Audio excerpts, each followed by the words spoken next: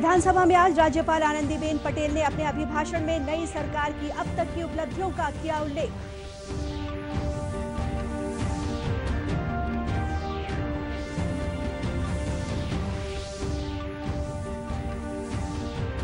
मुख्यमंत्री ने राज्यपाल के अभिभाषण को छत्तीसगढ़ के संतुलित विकास का उल्लेख करने वाला बताया, तो वहीं नेता प्रतिपक्ष ने निराशाजनक कहा।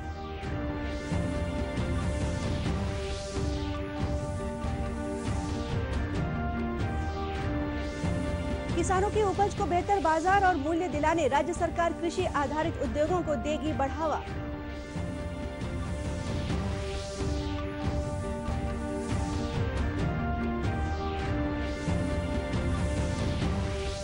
और आगामी चुनाव के मद्देनजर राजनाथ सिंह भाजपा घोषणा पत्र कमेटी के प्रमुख बनाए गए। सरोज पांडे को भी मिली अहम जिम्मेदारी।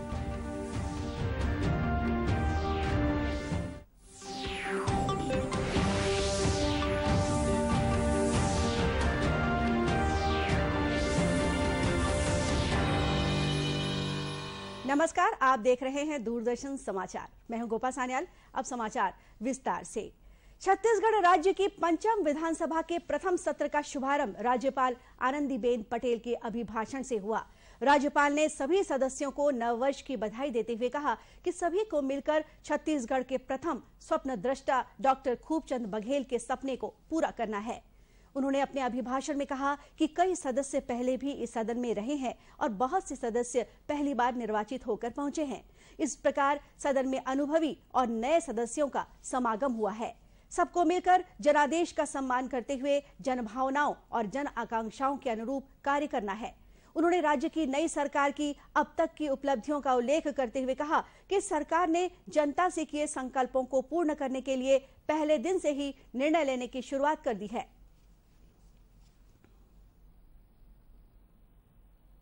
सरकार का गठन होते ही उसी दिन 17 दिसंबर 2018 को मंत्रिपरिषद की पहली बैठक में 16,65,000 से अधिक किसानों का 6,100 करोड़ से अधिक अल्पकालीन कृषि ऋण माफ करने का निर्णय लिया है। अल्पकालीन कृषि ऋण माफी योजना 2018 के दिशा निर्देश जारी किए गए, जिसके तहत छत्तीसगढ़ के सहकारी बैंकों एवं छत्तीसगढ़ राज्य ग्रामीण बैंक में समस्त किसानों का 30 नवंबर 2018 तक का अल्पकालीन कृषि ऋण माफ किया जाना है। ऋण माफी के निर्णय को अमली जामा पहचाने के क्रम में पहले चरण में 10 दिनों के भीतर लिंकिंग के तहत हुई धान खरीदी के एवज में 1228 करोड़ रुपए की राशि 3,56,000 करोड़ किसानों के खाते में जमा कर दी गई है। आगामी चरणों में शेष प्रक्रिया शीघ्र पूर्ण कर ली जाएगी। राष्ट्रीयकृत बैंकों से संबंधित अल्पकालीन ऋणों के परीक्षण उपरांत कार्यवाही शीघ्र ही की जाएगी। मेरी सरकार का मानना है कि किसानों की आर्थिक समृद्धि से ही ग्रामीण जनजीवन में खुशहाली और विकास का रास्ता बनेगा। राज्यपाल ने गढ़बो नया छत्तीसगढ़ का उल्लेख करते हुए कहा कि खाद्य सुरक्षा, शिक्षा का अधिकार, संसाधनों के समुचित उपयोग जैसी बातों का उल्लेख केवल कागजों पर न होकर उन्हें जमीनी स्तर पर लागू करने का कार्य किया जाएगा। राज्यपाल ने कहा कि राज्य की सरकार नरवा, गरुआ, घुरवा और बाड़ी से गांव के समग्र विकास की अवधारणा पर काम करेगी। राज्यपाल ने अपने अभिभाषण में झीरम घाटी की दुर्भाग्यपूर्ण घटना का उल्लेख किया। उन्होंने कहा कि इस घटना से आदिवासी अंचलों में लोकतांत्रिक मूल्यों तथा कानून और व्यवस्था के प्रति आस्था को बड़ा धक्का लगा था। राज्यपाल श्रीमती पटेल ने विश्वास जताया कि छत्तीसगढ़ को विकसित राज्य बनाने की प्रक्रिया में हर नागरिक का सशक्तिकरण, सबको गरिमा के साथ जीने की सुविधा, समाज के सभी अंगों के कल्याण तथा विकास की नीतियां और योजनाएं बनाने में कांग्रेस सरकार को सभी का पूर्ण सहयोग मिलेगा। राज्यपाल के अभिभाषण पर कांग्रेस विधायक अमरजीत भगत ने कृतज्ञता प्रस्ताव पेश किया। विधानसभा अध्यक्ष चरणदास महंत ने अभिभाषण पर चर्चा के लिए 9 जनवरी का दिन तय किया है। इसी दिन कृतज्ञता ज्ञापित की जाएगी। साथ ही विपक्ष को इस पर चर्चा करने का भी मौका मिलेगा। इसी के साथ सदन की कार्यवाही बुधवार तक के लिए स्थगित कर दी गई। विधानसभा में आज राज्यपाल आनंदीबेन पटेल के अभिभाषण की मुख्यमंत्री भूपेश बघेल ने सराहना की है। उन्होंने पत्रकारों से चर्चा करते हुए कहा कि इस अभिभाषण में छत्तीसगढ़ के संतुलित विकास का उल्लेख है। में जहां किसानों की ऋण माफी का उल्लेख, 2500 रुपये क्विंटल धान खरीदी का जो फैसला हम लोगों ने लिया उसका उल्लेख, झीरम घाटी SIT गठन और उसके साथ साथ जो पत्रकार हैं, वकील हैं, इनकी सुरक्षा के लिए जो कानून बनाना हम चाहते हैं उसकी कमेटी की घोषणा की गई, उसका उल्लेख और छत्तीसगढ़ के समुचित विकास के बारे में उल्लेख है। और मैं समझता हूं कि इस राज्यपाल के अभिभाषण में छत्तीसगढ़ के सभी वर्गों को ध्यान में रख के ये उनका अभिभाषण हुआ है। वहीं नेता प्रतिपक्ष धर्मलाल कौशिक ने इस अभिभाषण को निराशाजनक बताया। उन्होंने बताया कि इसमें कुछ नया नहीं है। इस अभिभाषण में नक्सलवाद खत्म करने, कोई ठोस नीति बनाने के बारे में कुछ भी नहीं कहा गया है। नक्सलवाद जो एक गंभीर समस्या जिसको लेकर के भारतीय जनता पार्टी की सरकार लड़ते रही, लेकिन इस नक्सलवाद के समस्या के उन्मूलन के लिए कोई ठोस प्रयास उसमें किया जाएगा, उसमें खात्मे की ओर बढ़ेंगे, नक्सलवाद को समाप्त करेंगे, ये कहीं भी कोई बातें इस प्रदेश के महत्वपूर्ण जो मुद्दे दिखाई देने चाहिए, इस अभिभाषण के माध्यम से जो चुनाव में बड़ी बड़ी बातें की गई थी, आज उस अभिभाषण एक निराशाजनक हम कह सकते हैं।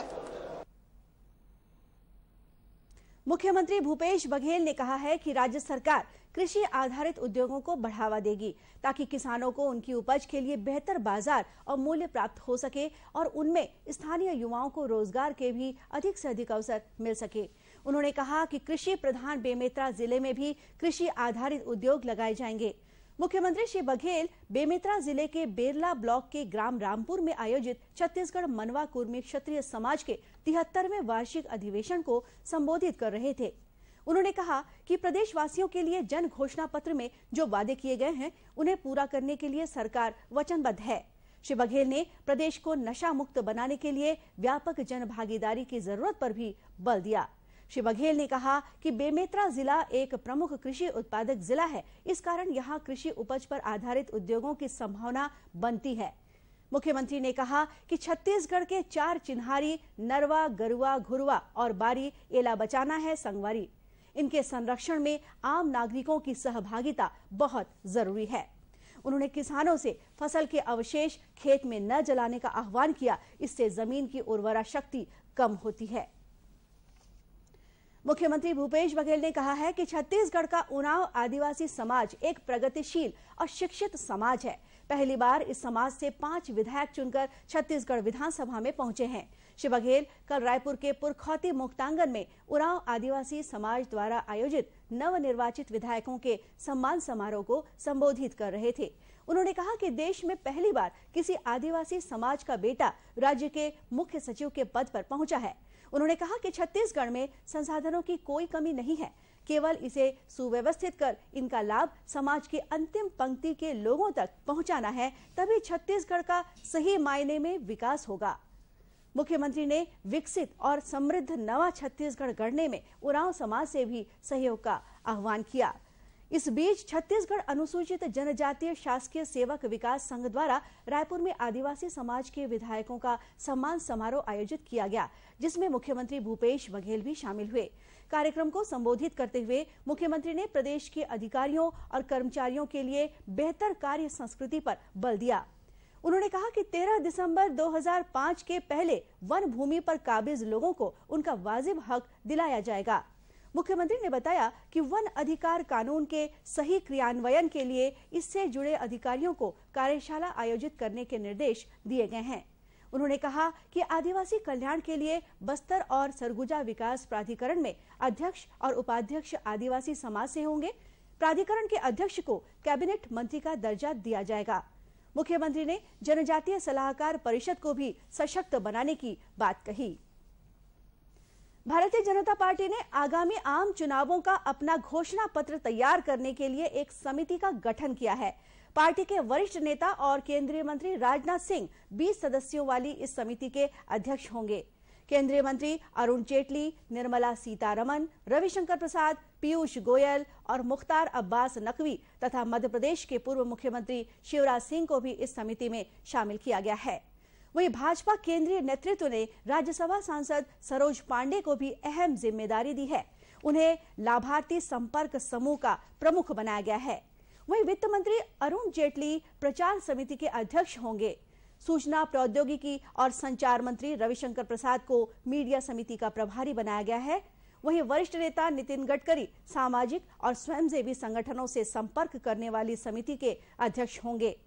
श्रीमती सुषमा स्वराज चुनाव साहित्य प्रकाशित करने वाले समूह का नेतृत्व करेंगी। दक्षिण पूर्व मध्य रेलवे के महाप्रबंधक सुनील सिंह सोइन ने कहा है कि बिलासपुर, रायपुर और राजनांदगांव रेलवे स्टेशनों को विकसित करने का काम तेजी से किया जा रहा है। वे आज रायपुर रेल मंडल के वार्षिक निरीक्षण के दौरान दुर्ग रेलवे स्टेशन पहुंचे। वहां उन्होंने रेलवे कॉलोनी से लेकर रेलवे स्टेशन, टिकट काउंटर, आरक्षण केंद्र का निरीक्षण किया। इस दौरान उन्होंने साफ सफाई व्यवस्था भी देखी और यात्रियों से मुलाकात कर उनसे सुझाव भी लिए। उन्होंने पत्रकारों से चर्चा करते हुए बताया कि रेलवे स्टेशनों को विकसित करने का काम तेजी से किया जा रहा है। डेवलपमेंट के लिए 3 स्टेशन फर्स्ट प्रायोरिटी में पकड़े हैं। वो है बिलासपुर, रायपुर और राजनांदगांव। ये 3 स्टेशन का हमारा वर्क सैंक्शनड है, उसको हम एग्जीक्यूट कर रहे हैं। उसके बाद फेजेस में बाकी स्टेशन भी करेंगे। उन्होंने बताया कि वे सालाना निरीक्षण के लिए रायपुर, दुर्ग, मरौदा, भानुप्रतापपुर रेलखंड स्टेशन के निरीक्षण के लिए पहुंचे हैं। एक बार हम एक सेक्शन नॉमिनेट करते हैं, उसका जीएम एनुअल इंस्पेक्शन होता है। जब जीएम एनुअल इंस्पेक्शन होता है तो हमारे साथ हर डिपार्टमेंट के पीएचओडीज भी रहते हैं, head of the departments, branch officer रहते हैं और हम पूरा ट्रैक का निरीक्षण करते हैं। ट्रैक की ज्योमेट्री जगह जगह चेक करते हैं, ब्रिजेस को चेक करते हैं, लेवल क्रॉसिंग गेट को चेक करते हैं, ये जो सबवेज बना रहे हैं इसको चेक करते हैं, स्टेशंस का इंस्पेक्शन करते हैं, रेलवे कॉलोनी का इंस्पेक्शन करते हैं। रेलवे महाप्रबंधक श्री सोइन ने बताया कि रेलवे स्टेशनों में सुरक्षा के लिए सीसीटीवी कैमरे लगाए जा रहे हैं और सुरक्षा बल भी तैनात किए गए हैं। और अब हॉकी। राजनांदगांव में आयोजित 77वीं महंत राजा सर्वेश्वर दास अखिल भारतीय हॉकी टूर्नामेंट का खिताब बीपीसीएल मुंबई ने जीत लिया है। वहीं रानी सूर्यमुखी देवी राष्ट्रीय हॉकी महिला प्रतियोगिता की ट्रॉफी पर इंडियन रेलवे ने कब्जा जमाया। कल हुए फाइनल मुकाबले में बीपीसीएल मुंबई ने सेंट्रल रेलवे मुंबई को एक तरफा 9 गोल से हराया। रेलवे की टीम कोई गोल नहीं कर पाई। स्पर्धा में सर्वश्रेष्ठ खिलाड़ी का खिताब हरजीत सिंह को मिला। विजेता टीम को इनाम के रूप में 2 लाख रुपए नगद और ट्रॉफी प्रदान की गई। वहीं रानी सूर्यमुखी देवी राष्ट्रीय हॉकी महिला प्रतियोगिता के फाइनल मैच में इंडियन रेलवे ने सीआरपीएफ जालंधर को सडन डेथ में 4 के मुकाबले 5 गोल से पराजित किया। सर्वश्रेष्ठ खिलाड़ी का खिताब रेणुका यादव को मिला, जो राजनांदगांव की रहने वाली हैं। विजेता टीम को 51,000 रुपए नगद और ट्रॉफी दी गई। प्रतियोगिता के समापन समारोह में महिला और बाल विकास मंत्री अनिला भेड़िया ने विजेताओं को पुरस्कार वितरित किए।